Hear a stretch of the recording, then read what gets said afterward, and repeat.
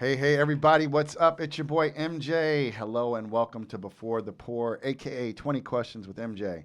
My guest today is president of the legendary import and distribution company Skurnik Wines and Spirits, Harmon Skurnik. Skurnik Wines and Spirits is an importer and distributor of fine wines headquartered in the heart of New York City. The company began with just a handful of relatively unknown estates in 1987 and has since grown to represent over 500 estates, most of which are family owned and operated.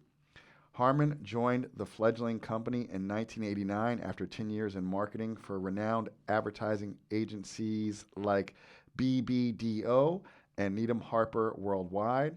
We're going to get into that. Some real madman shit there. In his previous career, Harmon helped build marketing strategies for companies like Apple, Pepsi, and Xerox. This helped shape who he has become, and many wineries that they work with have come to rely on Harmon's advice based on his diverse marketing background. A partner in the company for more than 30 years, Harmon has played an integral role in the company's success.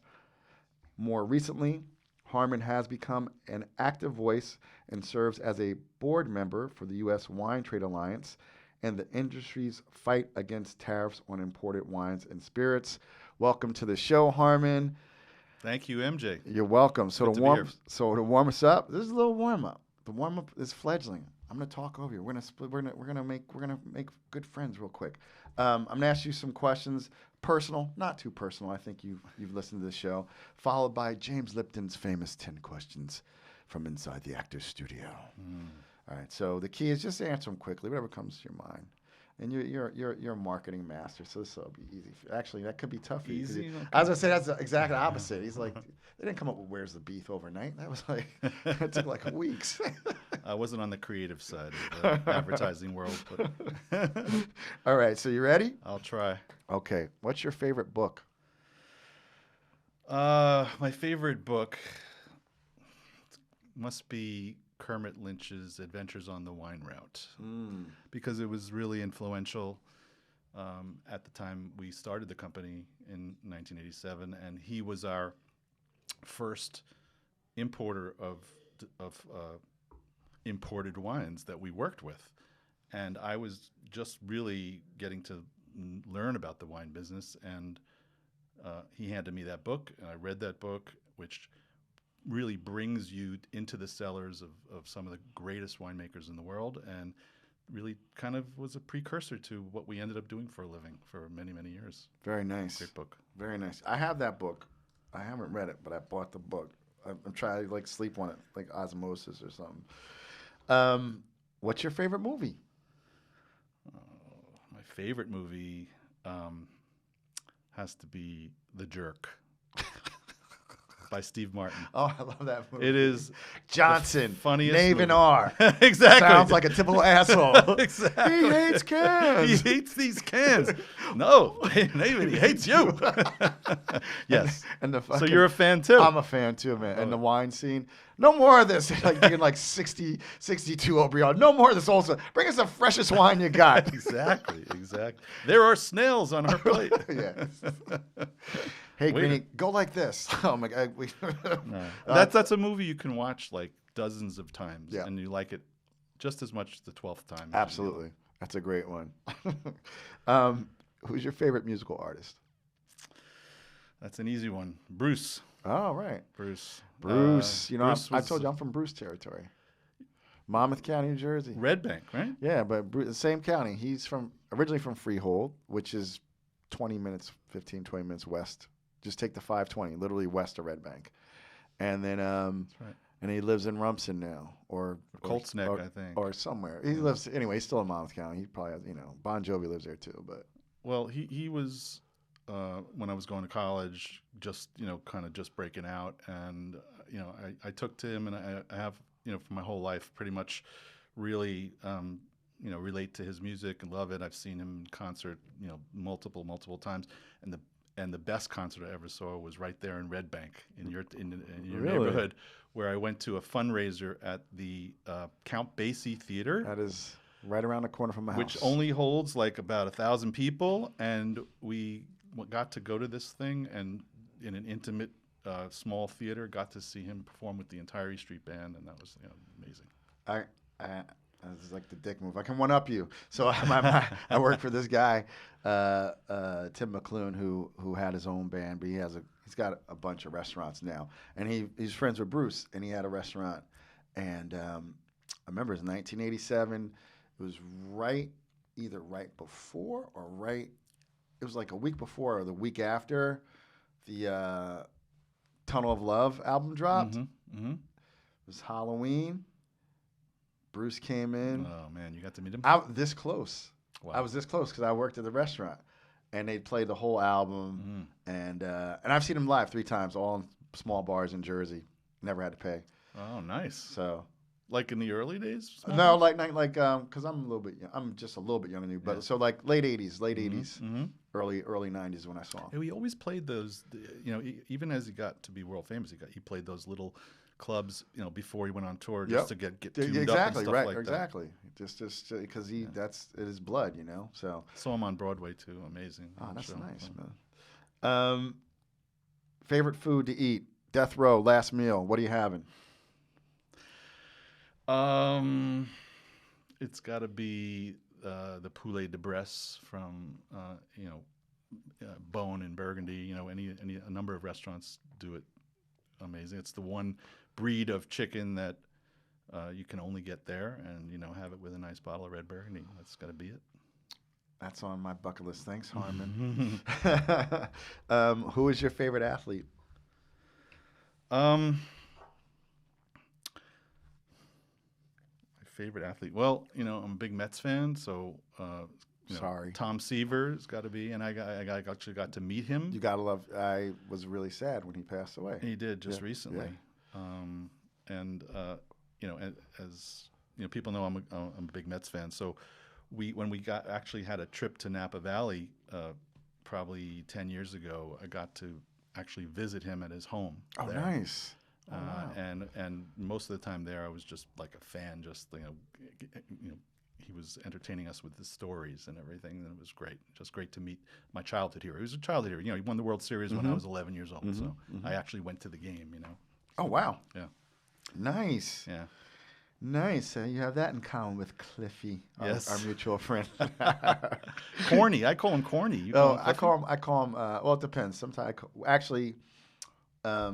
depending where you met me in my life. So he calls me Mirv, M-I-R-V. Really? Which is short of my government name. And I call him Kieran, K-I-R-N. Like, what's up, Kieran? Or I call him Kieran Dog. We're talking about you, Kieran Dog. The wine I gave you, with the No Limit, that you said was amazing. That's his wine. Yeah, it's his wine. Yeah. I gave Cliff you Corn. We're talking about it. The one and only Cliff Corn. He's a great guy, and he knows a shit ton about wine. He's a pretty good baseball player. And he's a good baseball player. He plays hockey, but he talks about him like he's an everyman's wine guy. Yeah. I would call Corn. None of the pretension. There's no pretension with the guy. He drinks the best shit in the world, but no pretension. All right. Favorite cartoon as a child? Oh God, as a child, I used to sit in front of the TV, watching cartoons as a kid. We didn't have video games and stuff like that. I know. But either Bugs Bunny or Roadrunner. Nice. I guess. Nice. I like them both. Nice. I liked Wile E. Coyote. Wile E. Coyote, genius. Always got blown up. He did. For such a smart guy, he always lost. All right. What was your favorite cereal? Oh, my favorite cereal.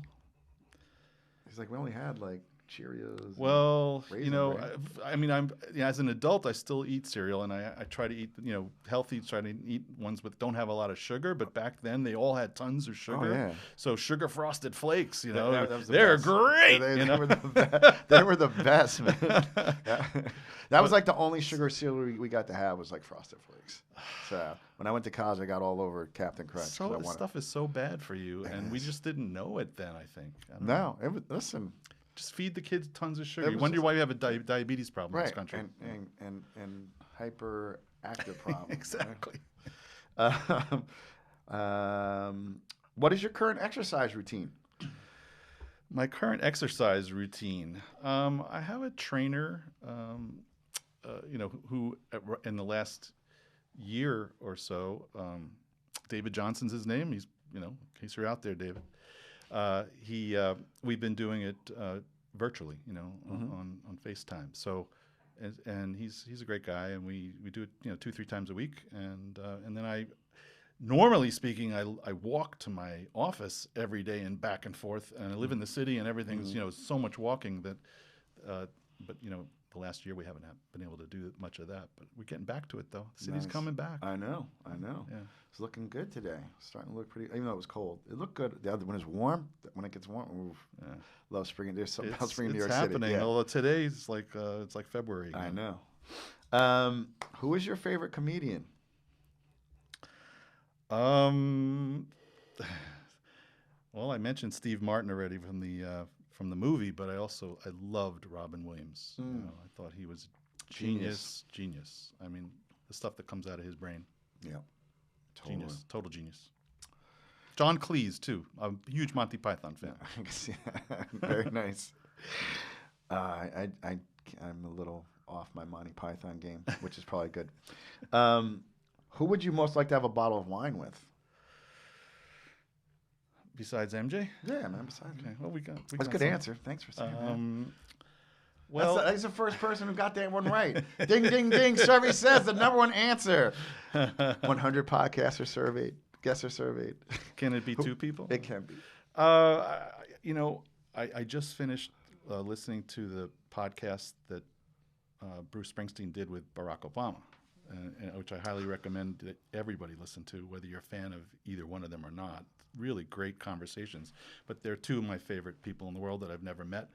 Would love to, either one of them or both together would be kind of cool because they know each other and they're friends. I know. See, now you got me thinking. I'm going to have to hook that up. Well, you know Bruce. I know somebody who knows Bruce. Yeah. Do you know Barack? I know. I'm 1 degree from Barack. Yeah. Yeah. You know. Yeah. Okay, that's cool. I know somebody who knows somebody. All right. I could provide the wine. I know, and then we'll get you in the room because you know why. All right. So now we're gonna get serious, and we're going to ask the questions from inside the actor's studio. Harmon, what is your favorite word? My favorite word is going to have to be the word that I think is the funniest word because it makes me laugh every time I say it, and that's borscht. Does that work as a favorite word? That does, and it just brings back an Acker story because we were talking before the show about Steve Green, and we would have code for certain wines. This is not your book because I can't wait to get how tight your book is, but certain people, he would say, Mr. Marvin, this is borscht. That's what we call bad wine.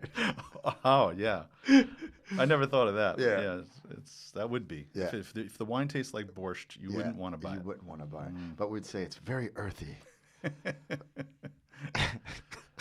Yeah. Oh my God, we got to tell you, got to give a clip. Certain terms are not compliments, No. We got to tell you. This wine tastes like broccoli, Yeah. Nah, it's not good. What is your least favorite word?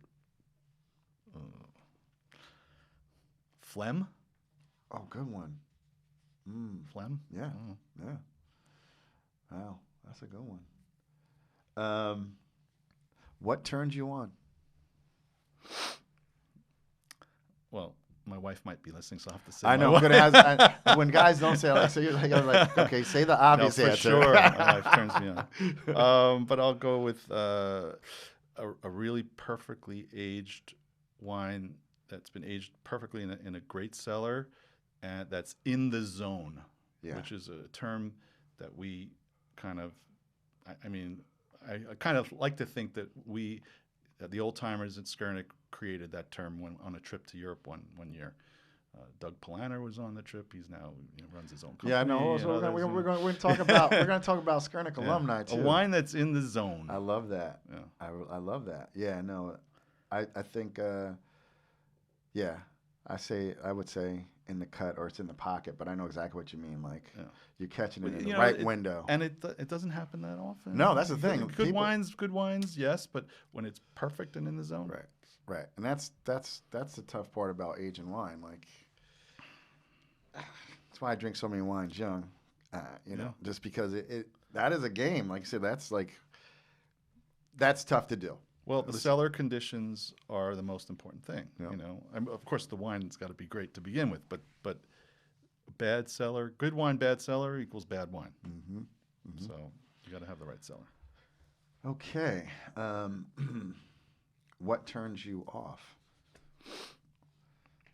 Bullshit. I love it. Bullshitters. Yeah. I don't like bullshitters. Yeah. You gotta. What sound or noise do you love?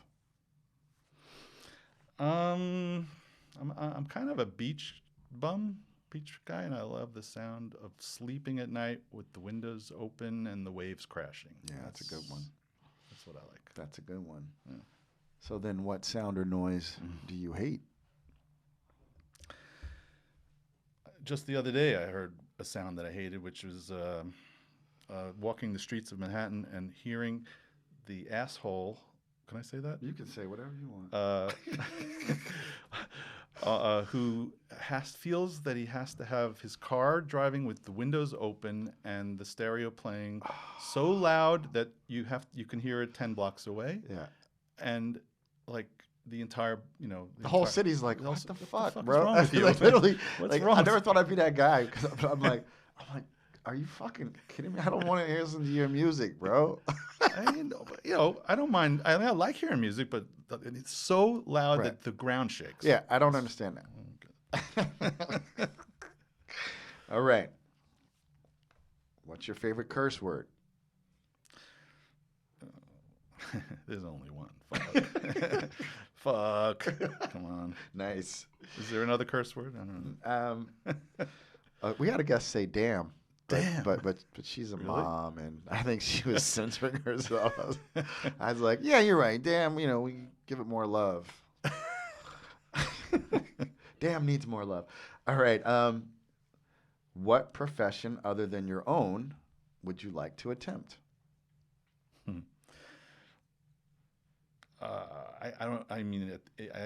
To say that I would like to attempt something in the future might be tough to come up with. But I could talk about what I might have wanted to attempt. Perfect. Like when I was a kid, I obviously wanted to be a Major League Baseball player. That would be like something that would have been a dream come true, You could do, didn't Will Ferrell do a whole thing where he was trying to, he acted like he was trying out for a baseball team a couple of years ago? Oh, he actually tried that? Yeah, I think they filmed it. George Plimpton used to do stuff Well, like George that. Plimpton had that really good gag about the pitcher on April Fool's Day, and this paragraph spelled April Fool, like APR, but it was about some guy. Oh, really? I remember this. Cliff would probably know, but it was printed in North Sports Illustrated. It was an April Fool's Day gag about some guy who came from out of nowhere, and he's 35 years old, and he could throw 120 miles an hour, and it was written just like you thought, what the hell? And then you went back, and it was April. It was APRI. Every paragraph. Well, he did started, a ton of things. He wrote that book Paper Lion, and I think it was a movie too, where he actually tried out for the Detroit Lions. Right. I lived out that fantasy by going to Mets fantasy camp, which is where Cliff and I hung out and became good friends there. Very cool. What profession would you not like to do? That's an easy one. I would never, ever want to be a lawyer. I hear you. Did you go to law school? I did. Oh man! And literally, there was a day when it was the dean came and he's like, "Look around. These are going to be your colleagues for the next 30 years." I'm like, I am not going to be around these assholes for the next 30 years. That's literally what I said about it. I was like, nope. I know more lawyers who hate what they do, and I know more people who graduated. I know a lot of people who graduated law school who realized that this is not what I want to do and did something else. Yep. No, I guess you're among them. I am among that breed. And lastly, if heaven exists, what would you like to hear God say when you arrive at the pearly gates? I, honestly, I would just want him to say, you've lived a good life and you're a good person. Awesome. I'm sure he would say that. Harmon, this was definitely fun. And if you guys want more Harmon, and I know you do, make sure you tune into our episode of the Black Wine Guy Experience. Until next time, it's MJ. Cheers and peace. Hey, everybody. What's up? It's your boy, MJ. Welcome to the Black Wine Guy Experience. My guest today is president of the legendary import and distribution company, Skurnik Wines and Spirits, Harmon Skurnik. Skurnik Wines and Spirits is an importer and distributor of fine wines and spirits headquartered right in the heart of New York City. The company began with just a handful of relatively unknown estates back in 1987 and has since grown to represent over 500 estates, most of which, like their company, are family owned and operated. Harmon joined the fledgling company in 1989 after 10 years in marketing for renowned advertising agencies like BBDO and Needham Harper Worldwide. And in his previous career, Harmon helped build marketing strategies for companies like Apple, Pepsi, and Xerox. This helped shape who he has become, and many wineries have come to rely on Harmon's advice based on his diverse marketing background. A partner in the company for more than 30 years, Harmon has played an integral role in the company's success. And most recently, Harmon became an active voice and serves as a board member for the U.S. Wine Trade Alliance in the industry's fight against the tariffs that were placed on imported wines and spirits by some asshole. Welcome, Harmon. Is there anything else you'd like to add? Well, thanks for that. You're Thanks welcome. for that great introduction, especially that asshole part. I know. I agree with you completely. I know you do, because Harmon and I connected. I've known about Skurnik Wines since I got started in the business at Acker. I believe Acker, we were one of your biggest accounts. John, I know, just Still are. Yeah. And it's when I really learned the importance of importers, which we'll get into. But so we actually connected through here again on Instagram. Harmon is a great guy. He's following me. We have a mutual friend, Cliff, who I worked with at Acker, and he knows Harmon not just from the business, but they're both huge Mets fans. Yeah. And they went to Mets fantasy camp, and I think Cliff played shortstop, and you played third base. And That's right. So That's right. So the left side of the infield was solid. It was tight. He led off, and I batted third too. Oh man, he's nice. I had a batting average of like 500 or 550 during the fantasy camp, and I think he got like 6'4". He got the trophy. Oh damn. He's better than me. So Harmon came and represented as a true importer. I've had some importers, but Harmon, he came in hot. He brought 4 bottles. Tell us what we're going to be drinking tonight, Harmon. Well, 2 out of the 4 bottles I wanted to bring are actually 2 wines that have really never been tasted, I don't think, by anybody in this country. So we've done it again. I swear to God, this pocket, we get so many. I thought, cool why not? firsts. Why not here? Thank you, why man. Not here with MJ, man. We'll taste some new things that nobody has ever even heard of. Yeah. Or a bit. Some people have heard of one of these maybe.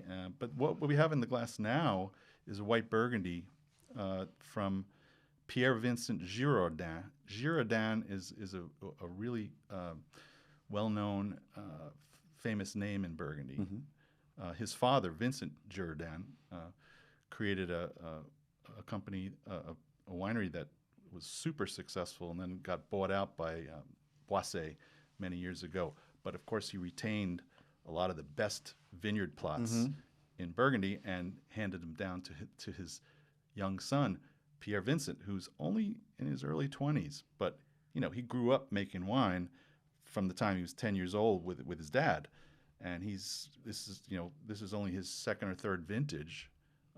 This is the 18 Saint-Aubin, and I love the name of this vineyard. It's called Merger des Dents de Chien. Any guesses of what that means? It means the guy with dents in his head. I have no idea. I don't. And I actually had 6 years of French. Well, it's one of the best. All I know is merde. Well, first of all, Saint-Aubin is one of my favorite Yes. regions for white Burgundy because it has been underappreciated for so many years. But the location of it is just above all the Grand Crus. This vineyard is just above Chevalier Montrachet, which is one of the greatest white wines in the world. And but it was just above, and so considered too cold for making great wine. But with global warming and climate change, Saint-Aubin is your best bet for value white Burgundy. And this vineyard, which means Merget is kind of like the stones that come out of the vineyard. It's a very stony vineyard. When they clear the vineyard, they pile up the stones. They call them Merget. And then Don de Chien is dog's teeth. Ah, okay. So I love the name. It's the stones of dog's teeth. Actually, that's very cool. And considered one of the best vineyards in Saint-Aubin. And Girardin is making terrific whites and red wines, and it's relatively new. It's a new brand. So yeah, I believe you guys did like an IG live with him last year, didn't you? Yes, Okay, with David Hinkle, our French portfolio manager. Yeah. Tell David he needs to smile. David, you need to smile, man. He comes in pretty intense. He's a handsome dude. He's got that angular face, but he comes in intense, man. He's very intense. That's what we love about him. He's so good at his job. No, I believe it, man. I was like, I'm gonna have to give Harmon a little. I'm like, that dude. He just comes in.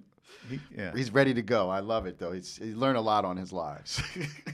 Well, I've traveled a lot with him in France, and with a bottle of wine, he loosens up quite a bit, and we have a good time.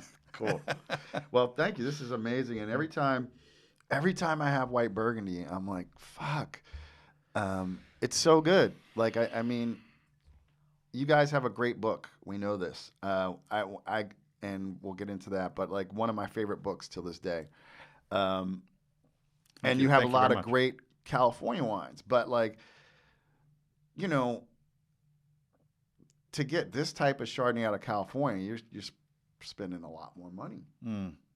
Like, and like you said, you can find these little gems where it's like above Chevalier Montrachet, and this might, I don't know what's real, but even at that price, like, like, what does a fucking Marquessan cost? Right? You know what I'm saying? Like, you know what I mean? Like, well, what's amazing is that and I mentioned how cool the climate is in Saint-Aubin and why it's desirable now as the weather is warming. It used to be in Burgundy, it was hard to get grapes ripe. Yeah. So, the best sites in Burgundy, and the Grand Crus and the best sites were south facing, so they would get as much sun as possible. But today, the cooler sites are, the insiders, best wines. And the same goes in California. Where the best Chardonnays and Pinots being made are really cool climates. Sonoma like down Coast, in Santa Rita Hills. Santa Barbara. Yep. You're, my stomping, me and Cliffville stomping grounds. Yep. So, and that's, and of course the Sonoma Coast, the closer you are to the ocean in California, the cooler the cooler the climate. So that's really the secret is especially with all the fires and the climate changing, to have a good cool climate to to elaborate your grapes. There you go. All right, so we got so much to talk about. Yeah. We're just on the first wine. Oh, and also, what are we drinking out of? Well, thank you for asking. Well, I brought these wine glasses with me to yeah, mine weren't good enough. He's like, I've seen your clips, MJ. I don't want little plastic cups. We're not at the frat house.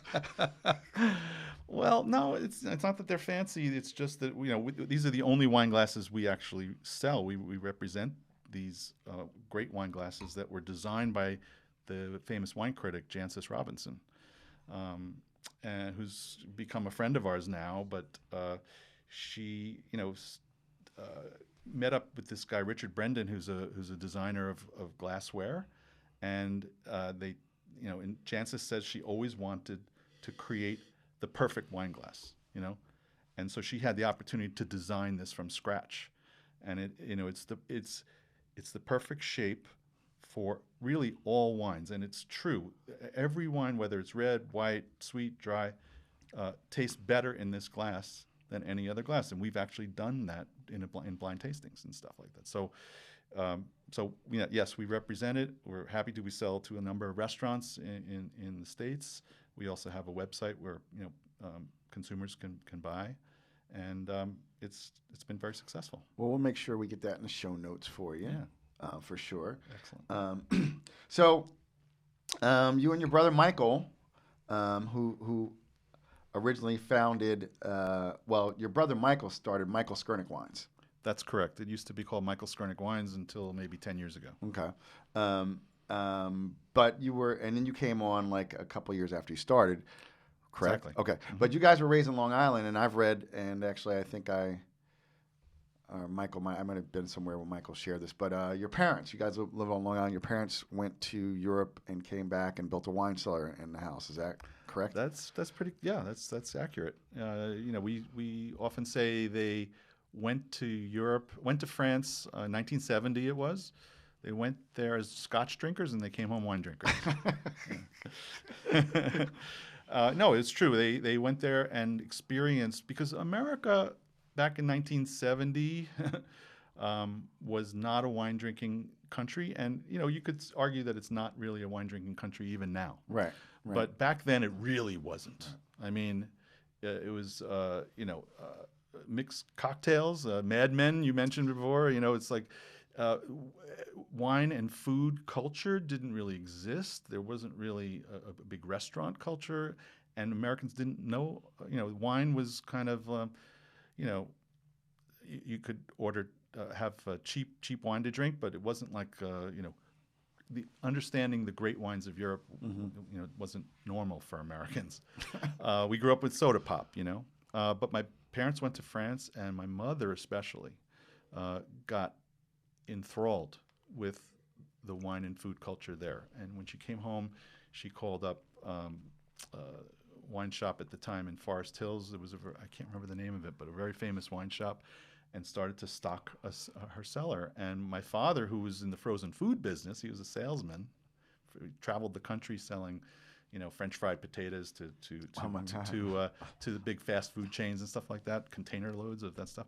But he had freezers in the house, and so he ordered up a freezer, and he built in shelves, and he set it to the proper temperature, 55 degrees. And my mother filled it up with 61 Bordeaux's and 66s and German Rieslings, and really started drinking wine with dinner at night. And as kids, we got influenced by that, and we were interested in how much they really loved wine and food, and so we kind of grew up around that. That's really cool.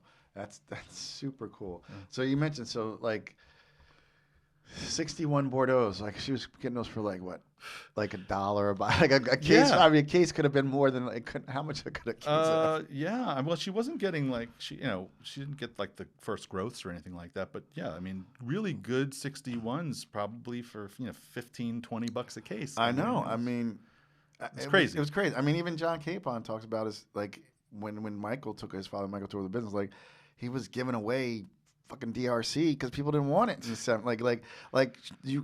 Like people like I've seen ads where like a case of Petrus for $200, a fucking case of Petrus for $200 back then. Man. If we invested back then, I know, man. Like I mean, who knew it was gonna be this thing? Yeah. So that was been really cool. Like your parents, and you said also drinking Rieslings. Yes, she was drinking Rieslings back then. She had Baron Auslese, the wow. fancy, dessert wines from Germany too, and we got to taste, and we got exposed to it, and which I think really we owe the fact that we're in the wine business to my mom, really. Ain't moms the best? They can be. They really are. Can be. They really are. I mean, yes, they can be. It sounds like you had a good mom. So I had a good mom too.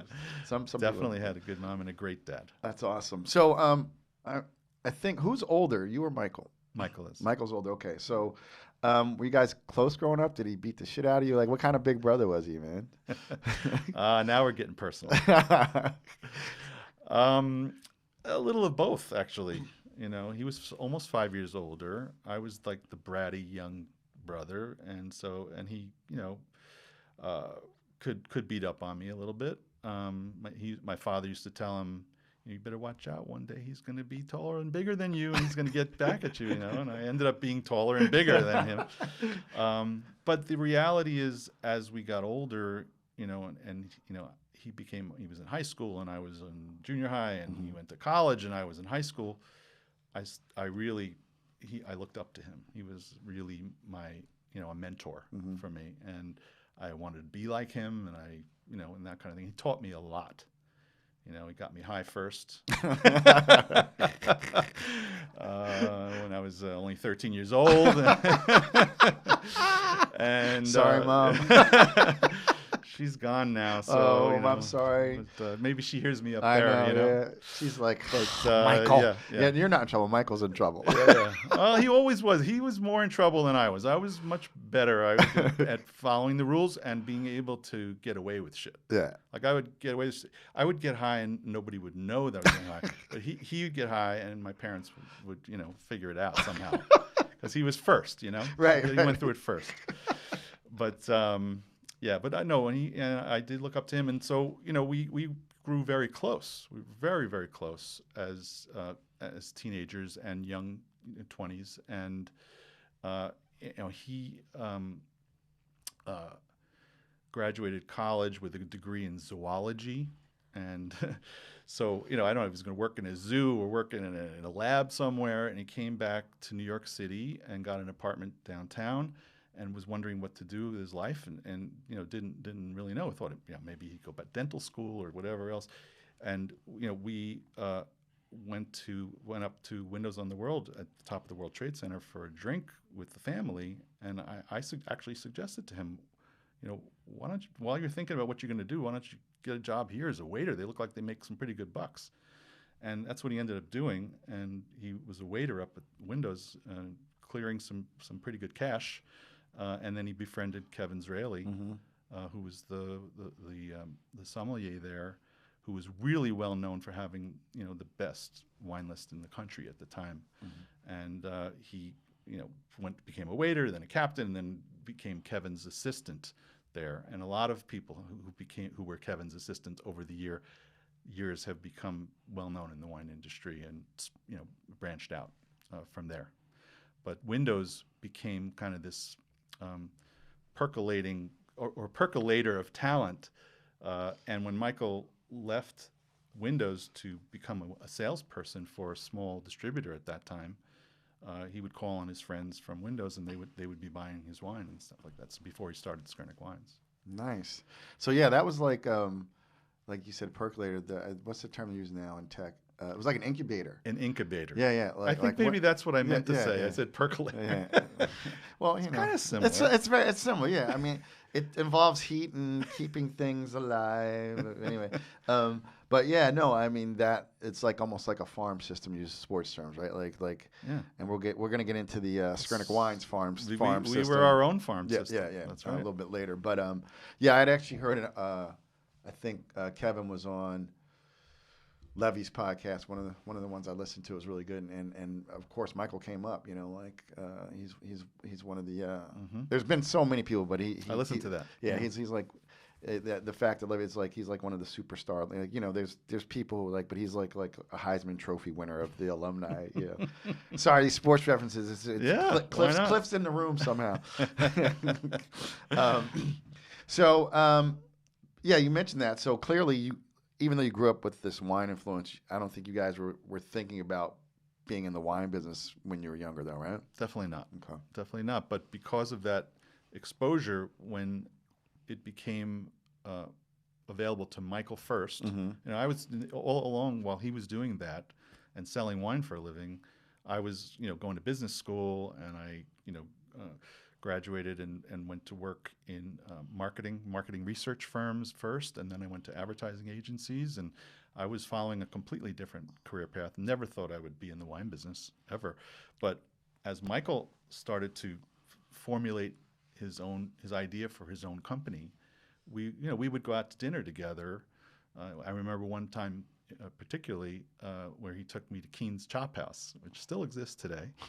Make great steaks, and he ordered a bottle of wine off the list that he had brought in for them from William Sellium, which was not really very well known back then. Yeah, that was like one of the first American garage wines. Correct. Breakout. And they made Pinot Noir at a time when nobody in America drank Pinot Noir. Yeah. You know, there was the movie Sideways hadn't happened yet, and but they also made a really incredible Zinfandel. I know. Oof. Called which was purchased from grapes from Lino Martinelli, which was a winery now, Martinelli Winery, but this Jack is now called Jackass Hill. But William Selye made those the wine from those grapes, and so the reason I brought that up is we went to this dinner at Keen's Chop House, and we're drinking William Selye's Zinfandel, and he's telling me about his idea about bringing in these California wines that he's been bringing in, I said one day if maybe we'll work together, maybe one day, one day he did call me and say quit your job, because that's when he landed the Kermit Lynch portfolio, and he said just call me. I said quit your job tomorrow. Come where, let's work together. So that's kind of how it started. Yeah. Wow. That's crazy. So what was it like? Because you worked at a BBDO is a huge, and both Anita Batten, Barton, Durston, and Osborne. Like literally, I don't even know why I remember that, but that's like one of like the competitors of the fictitious law firm, advertising firm, Mad Men. Like they mentioned that, like that's iconic. Yeah, yes, it's iconic. Yes, Mad Men was based, I think, on Doyle Dane Bernbach, right, which is DDB, right, and BBDO, was at the very forefront, in the 1980s when I worked there. Mm-hmm. At the forefront, they were the ones who did the Apple Macintosh commercials. Phil Duesenberry was the creative director there, and we had Pepsi, all the Pepsi ads with Michael Jackson. The burnt hair one. The burnt hair one was BBDO. Yeah, absolutely.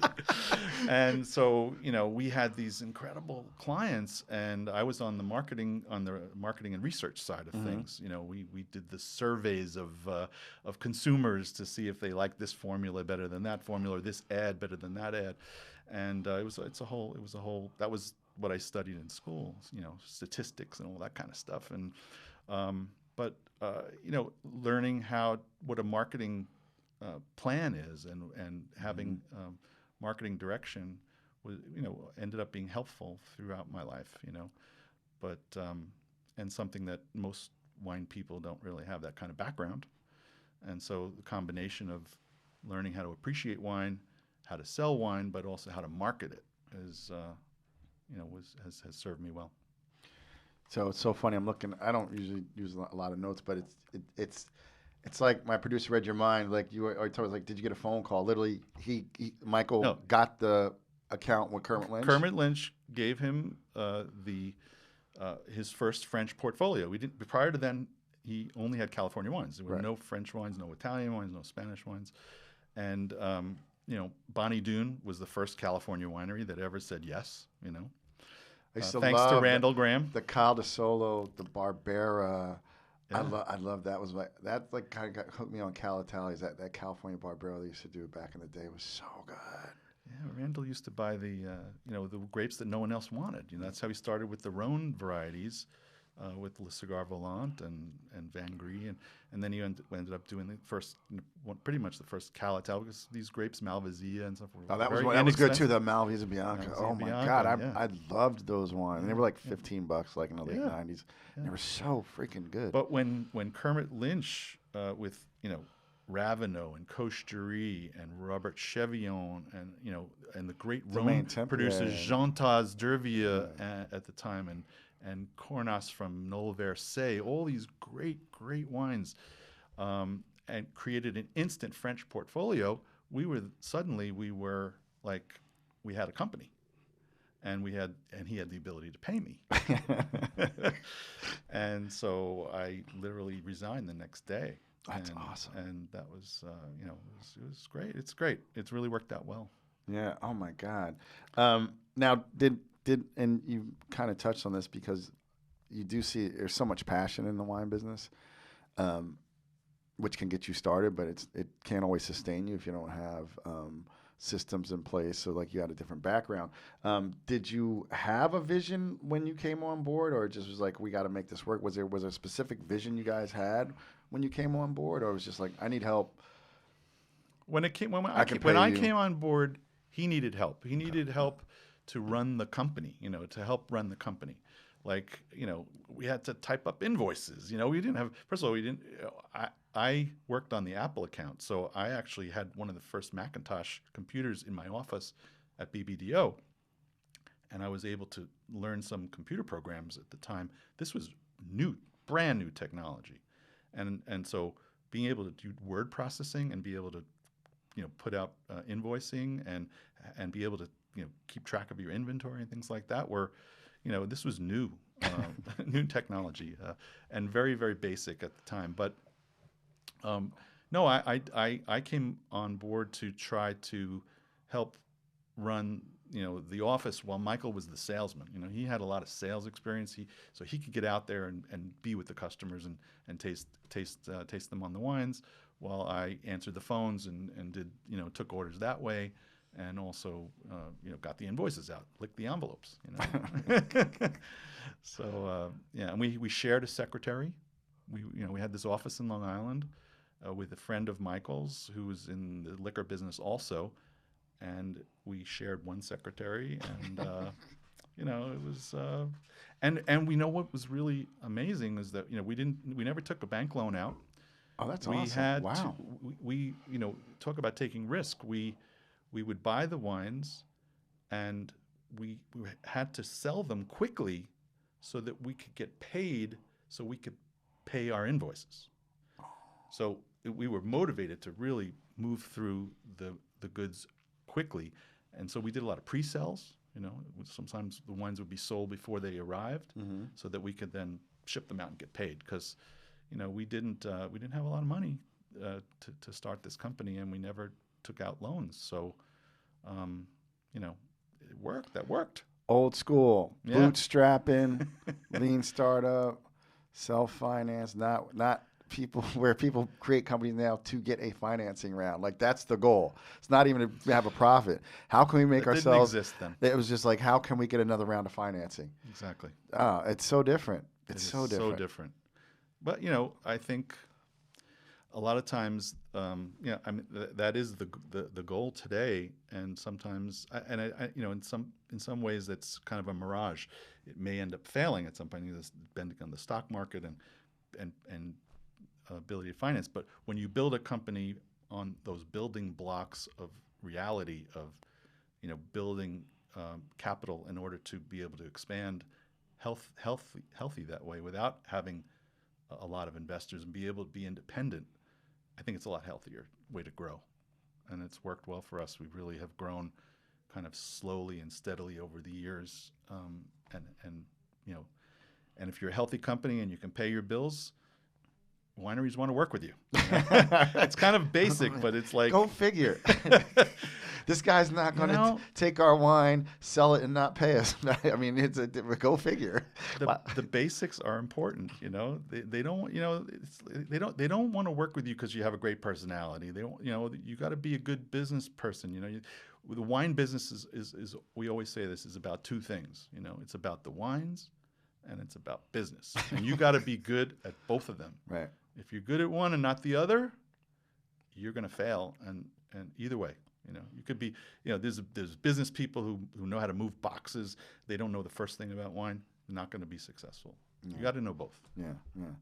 Well, what else we got to drink here? Oh yeah, Glasses are empty, and we got lots of wines. Right. Well, here's one that you'll be one of the first people in the country to drink. You've heard of Paul Hobbs, the winemaker from California? Paul Hobbs, of course. Paul Hobbs is the man. Paul Hobbs did a lot of single vineyard Chardonnays and Pinot Noirs and some Cabernets, and he works around the world. I know he's done stuff in Argentina. He's doing some. Correct. He's a winemaker from around the world. He's got tons of clients, but this is one of his own projects, and it's brand new, and it's up in the Finger Lakes in New York, and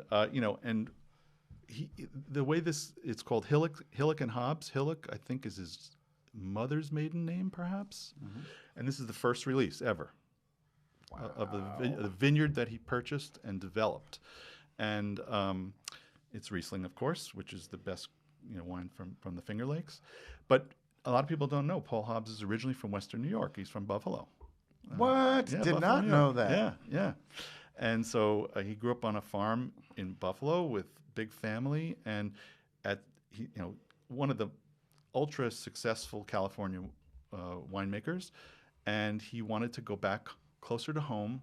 Finger Lakes is one of the great up and coming regions in America for Riesling especially, and he wanted to develop a vineyard. And he actually asked me, do you know any German winemakers, because he knows we're big in German wines, importing German wines, and who he could ask about Riesling and consult with. So I hooked him up with Johannes Selbach from Selbach Oster, one of the great wineries in the Mosel Valley in Germany, and they kind of became partners on this project. And Johannes gave him a lot of tips about Riesling and how it's different from, because Paul had never worked with Riesling before, right. And boy, did they do a great job, I think. With and this is the first release from Young Vines, And it smells just like a wine from Germany. It does. It's got varietal typicity, I believe is the word. Mm-hmm. Mm-hmm. It smells like what Riesling is supposed to smell like, just right on the nose. Exactly. And that's very cool. So you know what? We're gonna take a break right there because you mentioned something about how you guys have worked with Riesling. So we're gonna take a break. We're gonna come back. We're gonna talk Riesling and how you guys began to expand the portfolio of Skurnik wines. Thank you. Sounds good. Okay, we're back. So we were talking. We just got into this Paul Hobbs Finger Lakes Riesling project that he worked on. He got advised by the Selbach family, which is iconic. When you talk about European wine families, you're talking centuries. Like some of these people would make a wine, like some families would make wine for 800 years, which is just astounding, right? Schloss Gobelsberg in Austria, who we represent, who's one of the great producers in Austria, are celebrating their 850th anniversary this year. Yeah, I mean that's insane. It's insane, right? So the Middle Ages, I know, literally, like they've seen it all. That family's seen it all. Totally. That is crazy. Yeah. So you guys, I remember you guys especially because you guys had all the cult California stuff early on in your book, and then like you said, and then Kermit threw you guys a nice bone and got your French portfolio. And then I remember when I worked at Acker, you guys had a very strong German portfolio. Terry Thies. Talk about Terry Thies. Sure. Well, our first German wine portfolio was actually Rudy Wiest. Okay. He got us in the German wine business originally, and that was in the early to mid '90s. Okay. And then we had a guy working for us at the time named David Bowler. You've heard that name? Yeah, he's going to come out. The farm team. You guys got the a farm crazy team. Time. Yeah. David used to work for Willie Abramsky at Crossroads, and he used to sell a ton. He was a huge customer for Terry Thies. So David would say, we got the Rudy Wiest wines, and I love selling these, but you guys should pick up the Terry Thies wines.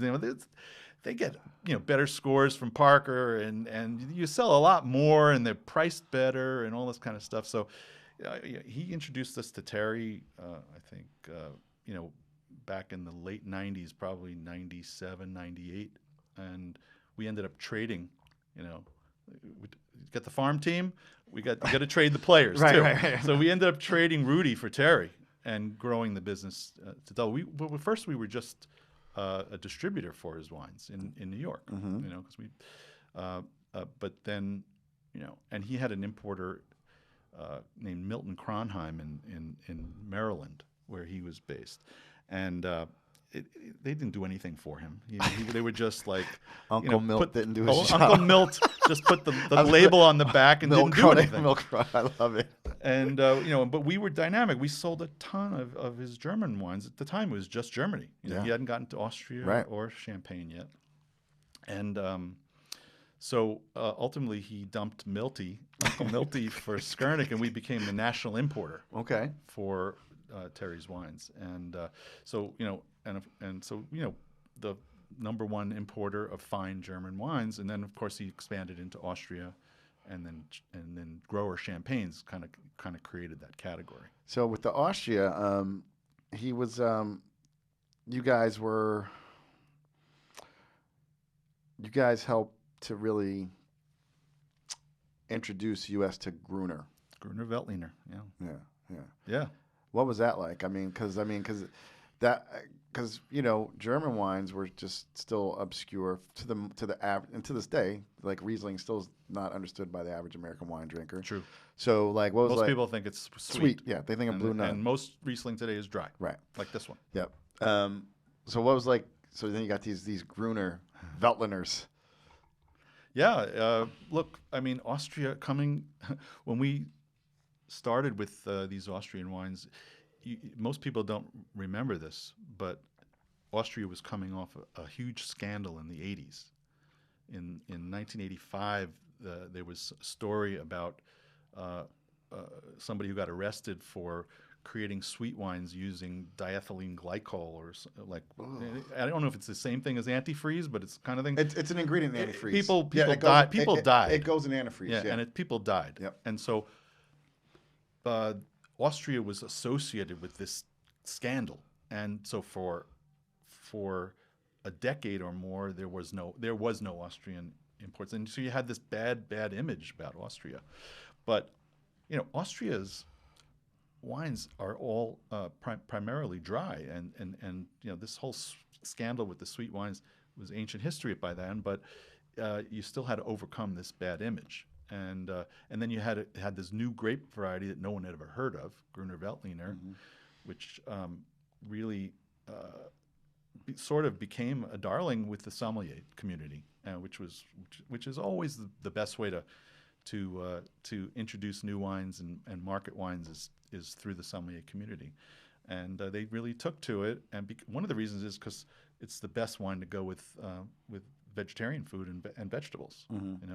Not that many wines go with asparagus, but I know that is the classic. Like, what do you pair with asparagus? I mean that's like that's the stumper, right? It's not as bad as artichoke. Yeah. Artichoke is the worst. It ruins almost every wine it touches. That is true. And yet, when I lived in California, we would sell a grilled artichoke with a garlic aioli, and people would love it, and they would.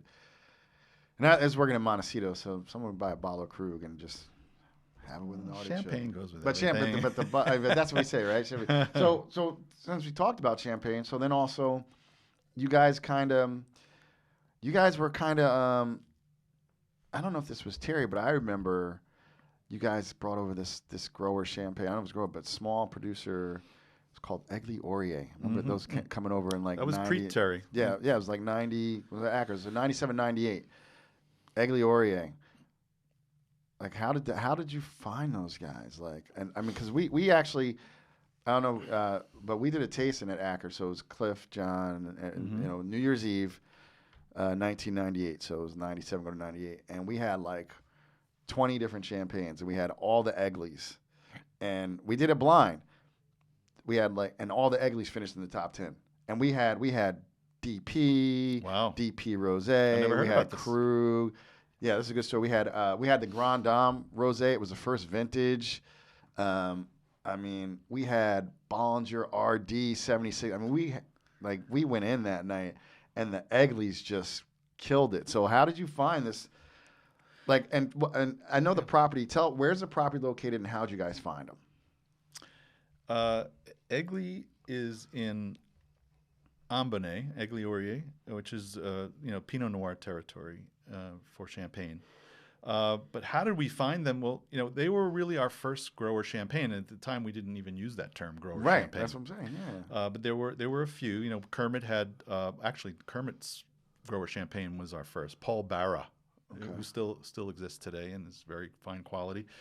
But how we found Egli is through an agent who was very instrumental in us building our French portfolio. His name is Peter Vaison. Peter Vaison is now kind of retired. His wife has taken over his business, but he was somebody who we would travel to France multiple times a year. He would take us around, introduce us to wineries that he represented or discovered or found, and put us kind of be a broker and put us together. And that's how he's the one who introduced us to Egli originally. Aigle Aurier is now world famous, and Yeah. the wines have never been better. The wines are just spectacular at the very, very top echelon. At the time, nobody really knew who they yeah, were, yeah.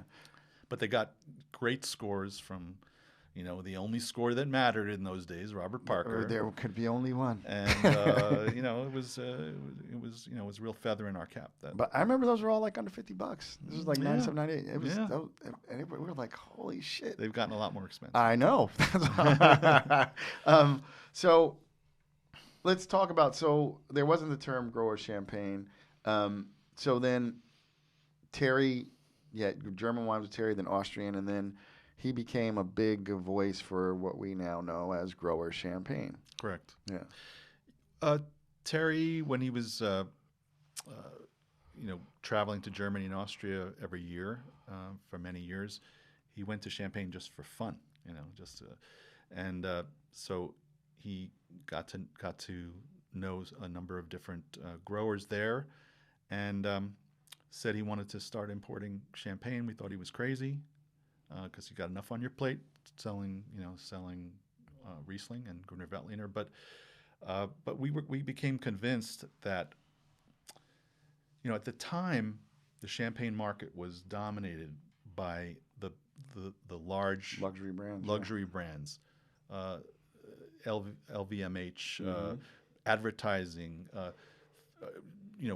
special occasions, luxury, and much to their chagrin, hip hop was all about Cristal. Talk about what I mean, like that whole story with Jay-Z's thing. But literally, like that's I mean, that opened up a whole new market. Was these bottles of Cristal, totally, these videos, it was crazy. But that was the market then. But the thing that really intrigued us was the analogy to Burgundy. Burgundy used to be dominated by big firms too. Not the same way. Not with the advertising and the luxury. But the small growers ended up becoming the most desirable Burgundies over a course of time. It's only been maybe 50, 60 years when the small grower in Burgundy started emerging. And in Champagne, you had the same story, except that it was delayed by a few decades. The growers had no power; they can only sell their grapes to the big negociants, and the few that had the wherewithal and the financial ability to actually, because it's a very expensive process to make champagne. If you're a winery and you make still wine, you just make the wine, put it in the bottle, and sell it. Champagne is a whole process, and you have to make the wine in the bottle, individually in the bottle, and you have to have 2 fermentations, and then you have to disgorge. You have to age it, disgorge it, the whole thing. It's an expensive process, and we thought that ultimately that the small grower could be appreciated the way the small grower is in Burgundy, with the way that they can express terroir of their specific grapes that they grew in their specific vineyard. So, and that's where the concept of grower champagne came about, and the market really took to that. And now it's really well known, and that not that they're better. Grower champagnes are distinctive. We love wines that are distinctive. And there are some great champagnes that are produced by the large firms, but by and large they look for consistency. They look for, marketing, whereas the individual growers are more distinctive and more expressive, I think. I like that, distinctive and expressive. You guys have a really successful portfolio. And before I even ask this question, I always tell people, and this is something they taught me at Acker, like literally, it was like get to know importers. Get to know importers. That's the first thing. If you get to know importers, so like I remember, I knew Kermit Lynch was a great importer, right? So I was like, I got to in my mind, I was like, Skurnik is like everything I've tried from them is really good, and we'll get into some more of that, but because we'll get into some more stuff. But I tell people that get to know importers. That's for the average person. You can look at a bottle of wine, go to the back label, and see who the importer is, right? Then next you get to know then get to know winemakers and regions. But that can be a lot in the weeds for a lot of people. But you just get to know importers, you're going to be way ahead of the wine game. I tell people, you guys have the successful portfolio, and talk more about the philosophy behind how you choose your wines and who you choose. And I think you guys partner with people. So what do you guys do differently, you think, than other people do? What's your secret sauce? Oh, I can tell you that, but I'd have to kill you. I know. I mean, without telling me what your secret sauce is, his secret it's mayonnaise, ketchup, and relish, guys. There's really no secret to it. I think, from the time that I mentioned before about growing up in a household where we were exposed to wine, we were fortunate. Michael and I both seemed to have a pretty good palate.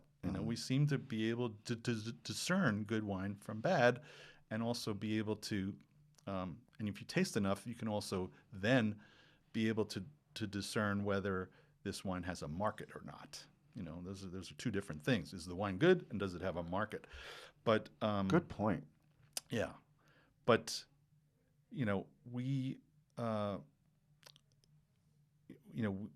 Michael and I have always tasted everything from the beginning of the company to even to today to decide what comes into the company. Now we have portfolio managers who are amazing. We have an amazing team, people. We always say, it's about the wine and it's about the people. We're just as selective about the people that work with us and work for us as we are about the wines we select. But I think it's the consistency of the process. From the very beginning, if we both agreed on something, Michael and I, that this is a really exceptional and distinctive wine, and we can sell this, and we're really behind it, because you got to be behind it. You can't do it halfway. Don't half-ass it. No way. Yeah. It's got to, the wines have got to be distinctive, and they have to be, and it have to be exciting, and so we still do that today. So we're a bigger company now, but we're really a big small company. We still do the things the same way. If I like something and he doesn't, we probably don't. We're probably not picking it up, and vice versa. But when we're excited about something, when you're excited about something, you can then translate that to other people. And I think we've been successful that way. But it really comes down to tasting and tasting ability. I don't think that there are a lot of really great tasters in our business. I hate to say it. There are a lot of successful people, but not everybody can taste that well. And I think I'm not a braggadocious kind of guy. I'm not bragging. I just think we do have a pretty good palate. No, it's interesting you say that. We had a guest on, and I tasted his wines. Like, damn, like I've had people tell me you're nailing the notes, and but I'm not trying to pass any tests or anything. You know what I mean? There is. You can learn. Listen, you can learn anything. I really believe that you can learn lots of things. But you think about people who have an innate ability or something, and then they work on it. You're only going to get better. Like if you have an innate ability and you work on it, you're still going to be better than someone who's just working on it. And I think this is something where there's just some people who have just really just good natural palates. Like you said, and I think for what you guys do, you made a very huge distinction. Like, but can we sell it? Like it is wine and the business. Like something could be great, totally. But is there a market for it? And if there isn't, I'm sure you've seen people crash and burn on that one. I'm gonna champion this grape, and that's great. But you better have something else that you're going to make money off of while you're championing that grape. I mean, look, we tasted a wine the other day. I don't remember the name of it, but and they were good. They were good, but the prices were ridiculous. It was like we're not going to be able to sell this. Yeah. We're just not going to be able to sell it. And so it really is. It's about the wines and it's about the business. And it doesn't mean that everything we tasted 34 years ago when we started. Right. our palates have changed over the Right, years 'cause too, yeah, and yeah. so has the market. The trends have changed. Everything's changed. You got to be aware of those trends, and the more you taste, the better you get at it. But you also you evolve and you change, and you recognize those trends, and we there, we had a wine early on in our company that we laugh about now. I think it's defunct now. It was called San Saba, and it was a Cabernet that we sold from Monterey, and the thing really did smell like weeds. It smelled like green beans. Yeah, just grassy, And just vegetal. people make fun of us, but people liked it back then. We had a market. We sold a lot of it, exactly. but we weren't proud of it because we didn't really love that one. There's very few wines that fit into that class where we sold something we didn't really love. Right. Most wines in our book, you could pretty much pick anything in the book and have it with dinner tonight, and you're going to be happy. I'm not bullshitting. They're not. I agree. Like I tell people, like, You want to have a red wine that you've never had before? Yeah, I want to have a red wine I've never had before. Never had before. I'm singing. Not only have you never had this before, but most people in my company haven't had this before. How about that? I love this. Yeah. It's just I happen to Oh my God. get a sample of it. So Wait, let's get you back on the mic. sorry It's about okay. that. No worries. Yeah, this is called Sori della Sorba, and it's brand new. And if you might notice on the bottom the signatures, you might notice a signature that's Oh, yeah, familiar. I do. I know that one. Carlo Mondavi. Yeah. Okay, so this is the first release of a brand new Italian wine. It's from Italy, from Carlo Mondavi, who's met the love of his life, who's from Piedmont. She's Italian. Is that Giovanna? Yes, it's her signature too, right? Yeah. Thank you. And they bought a vineyard in the town of Diano in Piedmont, and produced this wine from 100% Nebbiolo. It's a Langhe Nebbiolo. That's what I got. I was like, Yeah, Nebbiolo. Barbaresco on the nose. Yes. And yeah, That's- it smells like Barbaresco. And Exactly. and there are going to be people who don't know. So Carlo Mondavi is the son or grandson? The grandson of Robert Mondavi. Of Robert Mondavi, Yes. who He's really, the son of Tim Mondavi. Yeah, Tim Mondavi's son. So Robert Mondavi, the Mondavis don't actually own the name anymore, but is one of the reasons why we have a wine industry in California.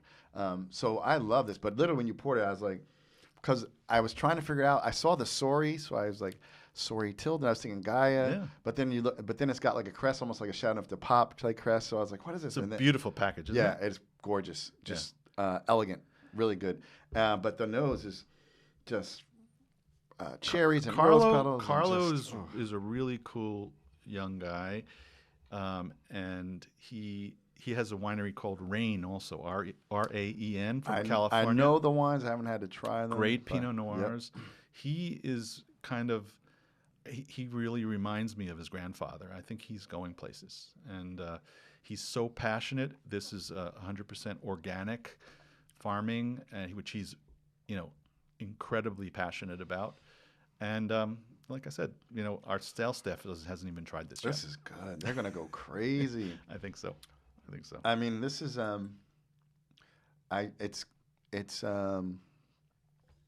and for me in a good way, because I have an American palate, for lack of a better term. Mm-hmm. It's just a little bit riper. It's not blown, but just has just a little bit more ripeness on the fruit.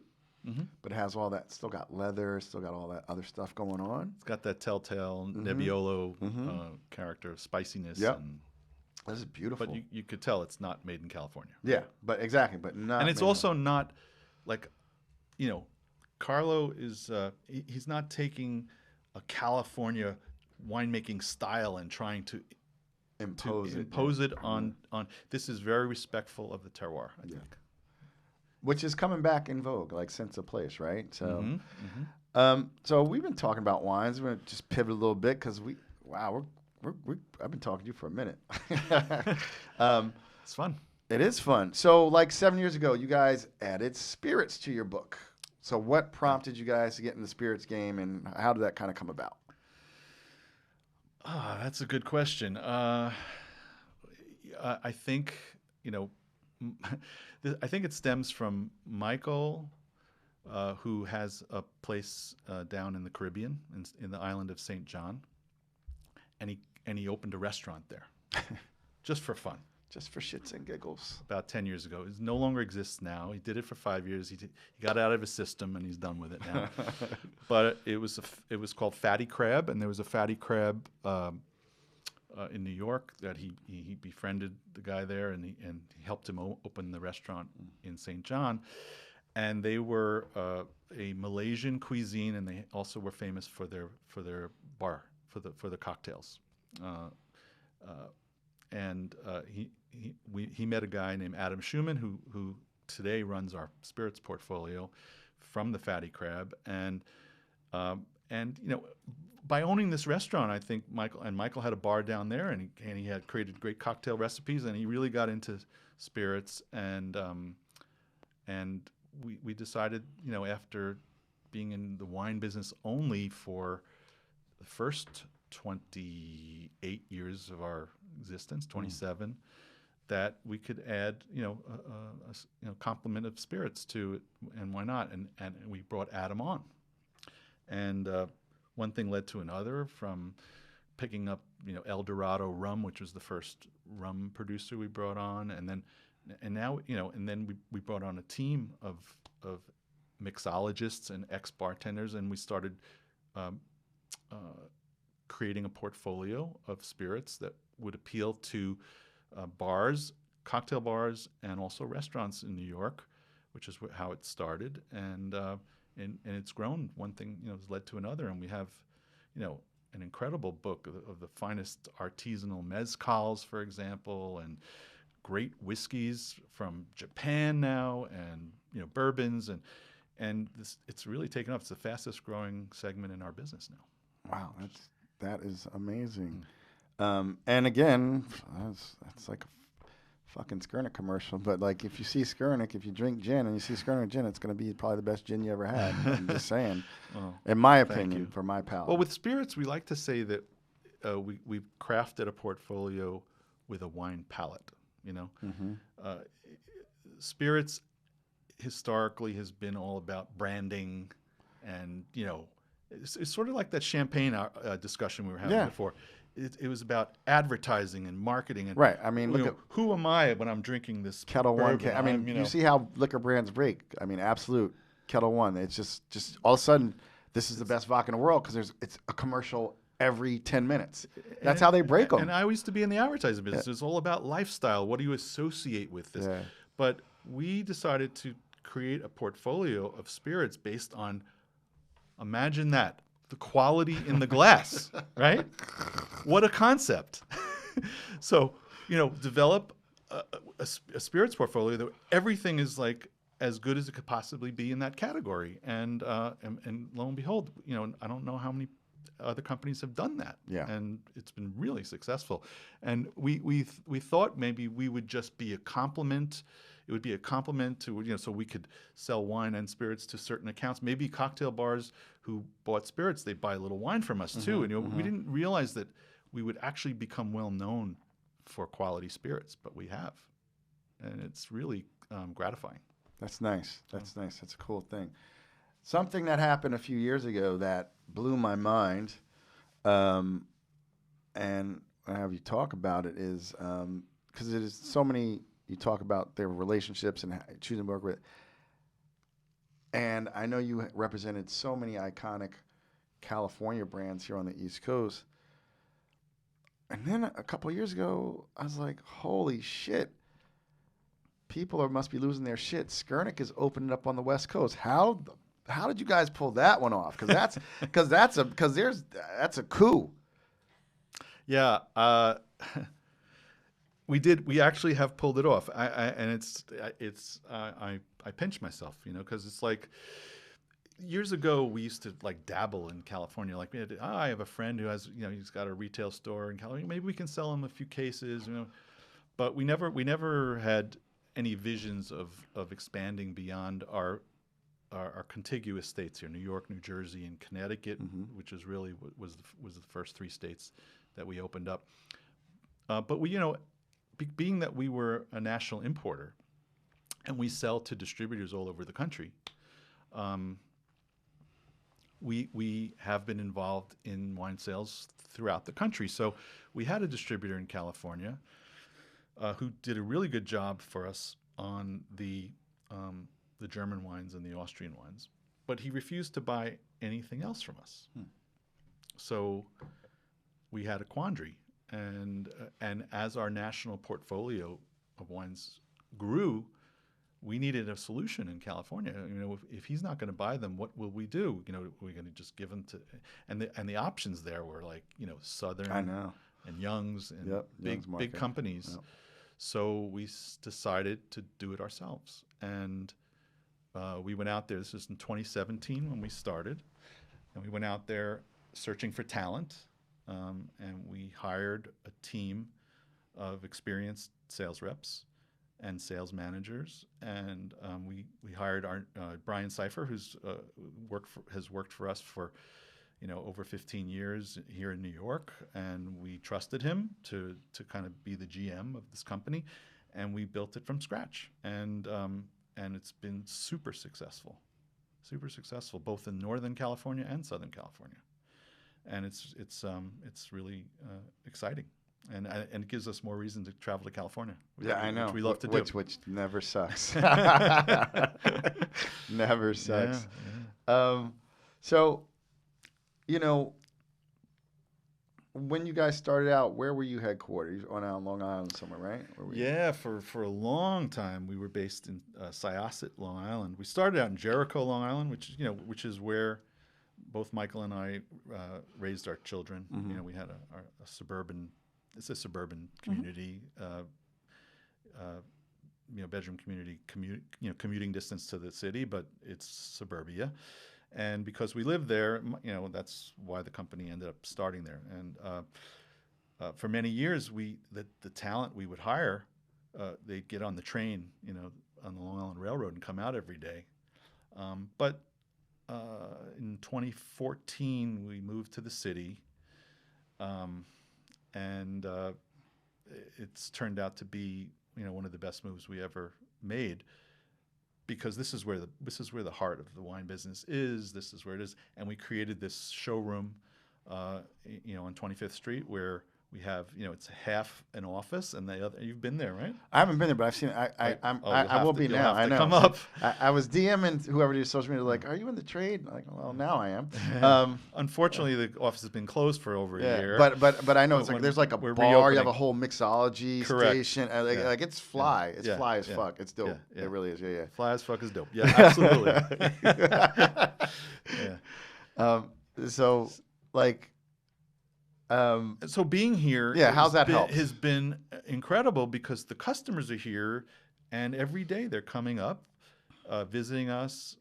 This is pre-pandemic, and we're opening up bottles, and we're mixing cocktails, and if they have a new restaurant they're opening, you know, we help them craft their opening wine list, and having this showroom really. Mm-hmm.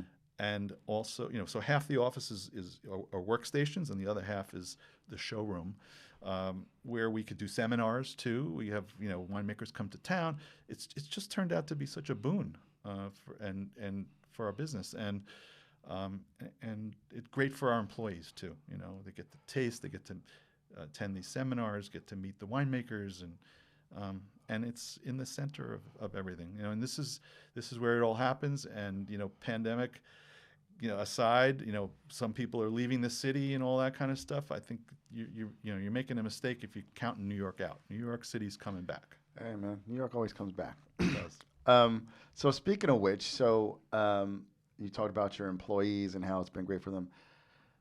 So like Skurnik Wines has you guys have now produced a farm team of importers with great books. Who are some of the people?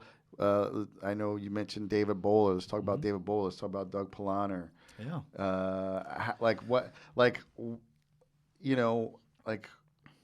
Talk about what your and people own wine stores. What do people work at Skurnik, and then, you know, they get inspired. I hope they don't be like, fuck you guys. I hope it's just inspirational and they go do stuff. Like what Like who are some of the people who people might have heard of? Like I've said them, but talk about working with these people.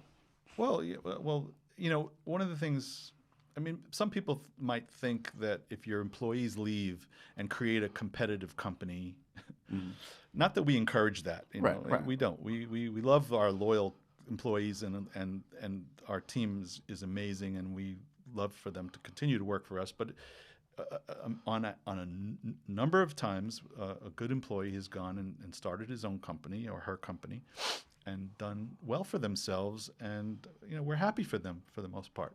David Bowler remains a really good friend of mine, and Doug used to be our number one salesperson in Westchester, and he went up there, and now he's based in Westchester and has a company. Katona.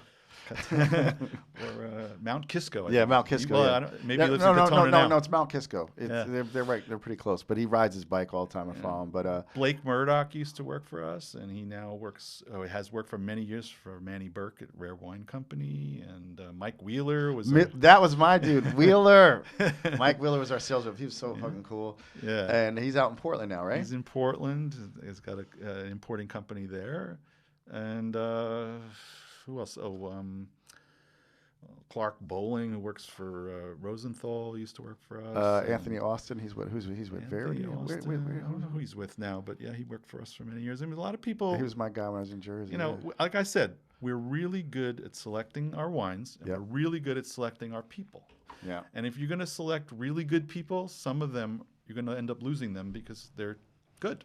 And but we're not afraid of that. And I think there's enough business out there for many companies and many good people, and we just wish them well, and we wish them,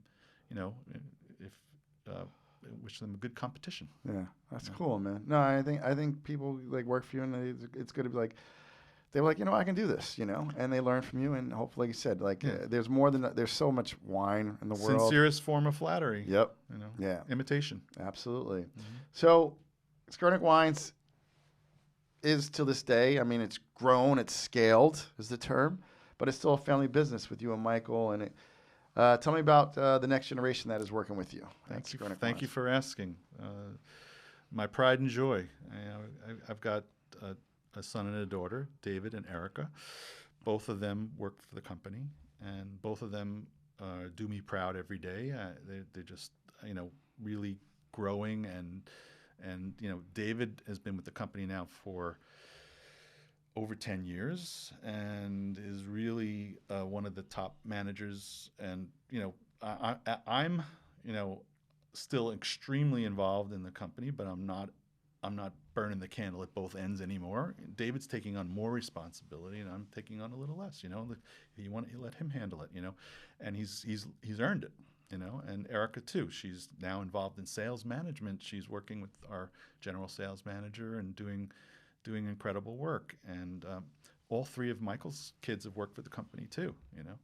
So we are a multi-generational company now, and we have our plans are to continue with this company in the future.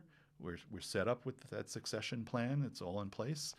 And that's something that's very comforting to our wine growers, because that's, one of the reasons they love to work with us is because we're a family business just like them. Yeah.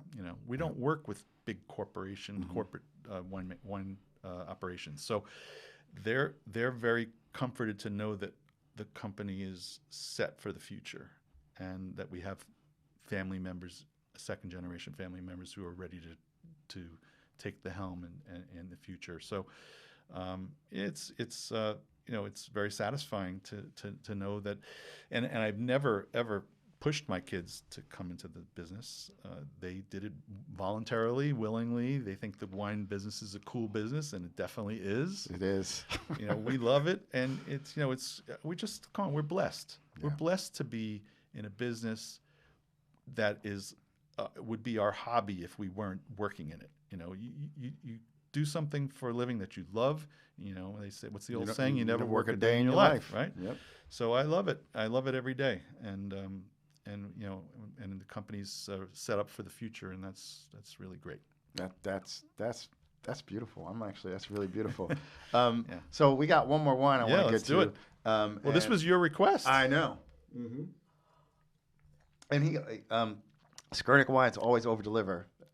I asked for 2 wines, he brought 4. And then I was like, there's so many more things I could try. I was like, I haven't had, shout out to Tegan, I haven't ever had the Sandland stuff. Oh, I could have brought that. I know. Well, I got you now, man. So you mentioned that you loved Molyneux. Yeah, well, I really fell in love with South African Cinsault, and then over the course of the pandemic, we got tariffs, and then South African wine industry, like apparently have really problems with alcoholism or something like. So like, they like, so what went on in South Africa? Like, It's terrible. Because Tegan was literally, he's like, buy South Africa, if you can buy South African wine. So what's going on? Well, you know why that was? Because during COVID, whereas in America the response was, wine is essential. Right. Because they knew people would be on this Exactly. would protest on the streets if they couldn't buy alcohol in this country. But in South Africa, they actually did. They banned it. They banned the sale of alcohol, not only domestically within the country. And I guess they thought, I don't know what they thought. It was just really foolish. And so these poor South African wine growers didn't have a market except for their export market.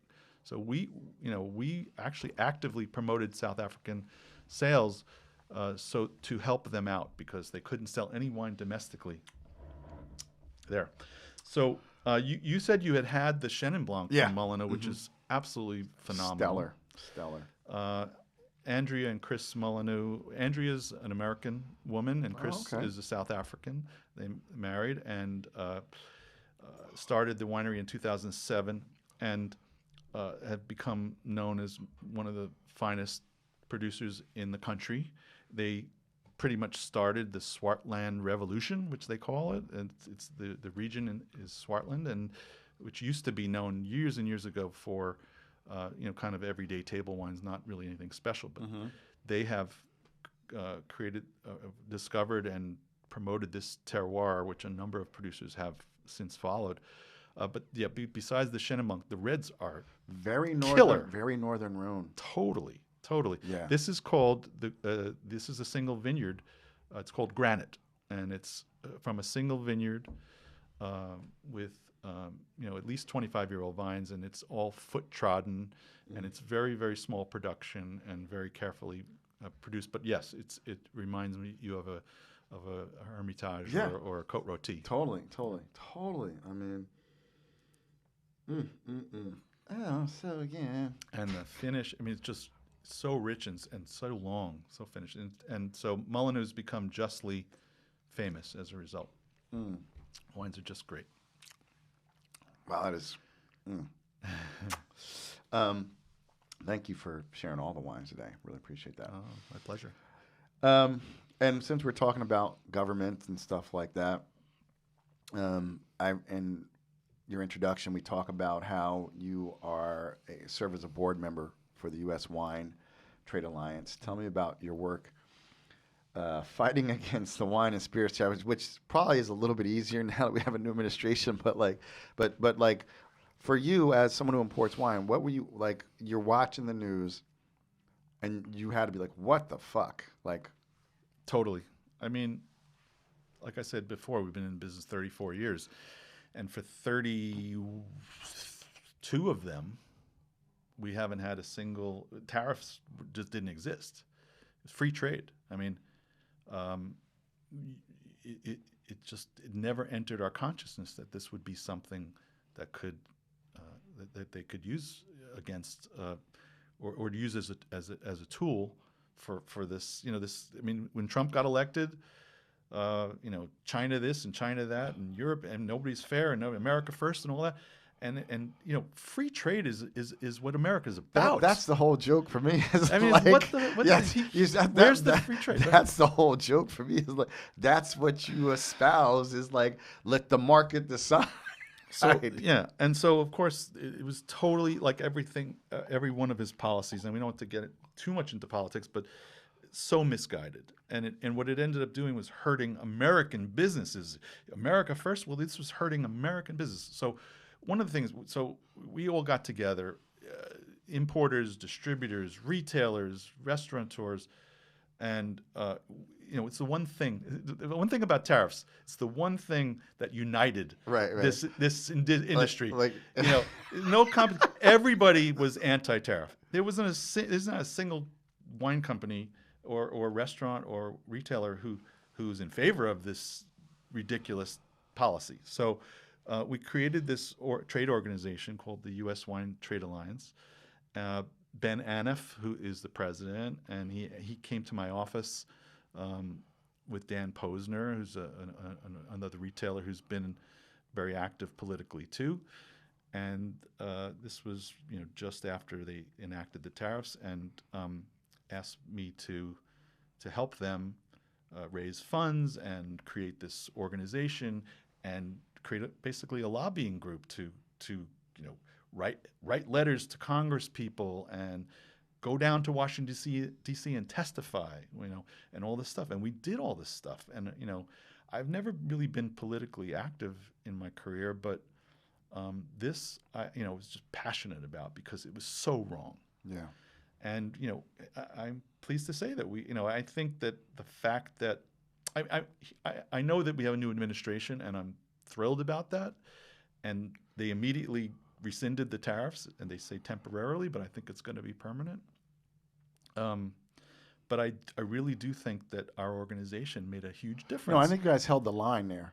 You actually held the line. And I'll tell you why I think it's why I know this, because there is still a dispute out there about taxes that that countries are imposing on digital services, like Apple and Google and in Europe. Right. So the U.S. government is still threatening tariffs on this topic, because the first tariff argument was all about airplanes. Right. I mean, ridiculous. We're raising prices on wine, imported wine, because of airplane unfair competition. It's just total bullshit. And so, but this digital tax issue, they listed a bunch of industries that they're going to put tariffs on, and wine's not part of it. Oh, cool. And the reason wine's not part of it is because of us, I think. Yeah. No, that's because we were really effective, and Ben is amazing. I hope he comes on your show someday, because Ben is the most knowledgeable person. He should be a lobbyist. He's incredibly he knows how Washington D.C. works, and we hired this firm, and plus we got the incredible letter writing campaign to Congress people and senators, and they really listened to us because we banded together, strength in numbers. Yep. Yeah. And so really, I'm proud of that. Yeah. Well, you should be, man. You really should be. That was really good to see. So, lastly, because I hope you consider yourself a friend of the show. We'll have you back on in a later episode, man. Seriously. I'm feeling friendly about the show. Cool. And if not, we'll just next time me and Cliff get together, we'll invite you. We'll have some bottles, watch a game, something. That'd be fun. Yeah. But so you grew up in this household. Your parents went to France, Scotch drinkers, and came back wine enthusiasts. What was the bottle of wine that did it for you, though?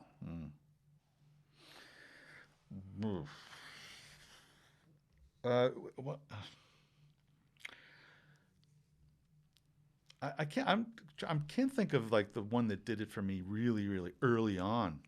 That's fine. But I can think of a bottle that's relatively early on that was incredibly profound. Love it. Which is 61 La Chapelle. Jabelet La Chapelle. I'm a Rhone guy. So. I mean, 61 La Chapelle is one of these wines. It's immortal, and it's impossible to find today.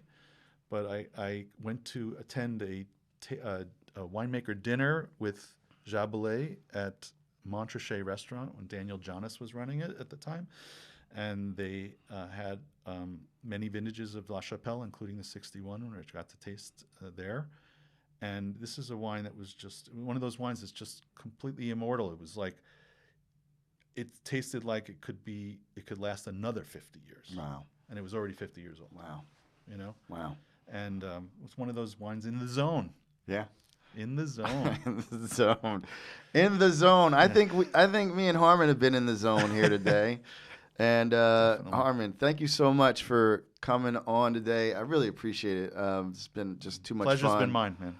And just you're a body of knowledge of wine and business, and just I'm sure you could talk intelligently on so many topics, particularly Mets baseball. But unfortunately not hip hop. I'm sorry. That's okay. I can't add anything to. But you are the expert there, and you don't need to learn anything about that from me. I don't know if I'm an expert, but I do like some hip hop, and I just happened to be at the right age to go to clubs when it was out.